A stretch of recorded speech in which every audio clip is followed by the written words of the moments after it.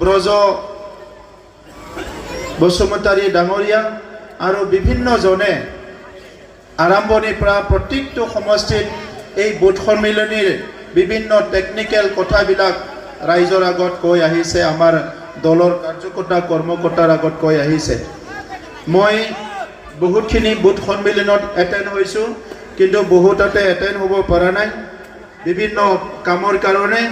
কিন্তু য'ত য'ত মই গৈছোঁ তাত দেখিবলৈ পাইছোঁ যে 2015 চনত আৰম্ভ কৰা UPPL দল আজি 2025 চনত এই 10টা বছৰত বিটিআৰ অঞ্চলৰ সকলোতকৈ এটা শক্তিশালী দল হিচাপে আজি আমাৰ সবে আমি দেখিবলৈ পাইছোঁ আৰু ৰাইজেও গ্ৰহণ কৰিছে।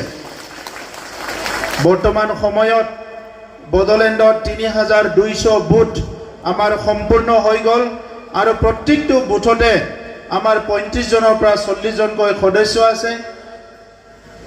আমাৰ 445টা প্ৰাইমাৰী কমিটি সম্পূৰ্ণ হৈ গ'ল আৰু কাম কাজ চলি আছে।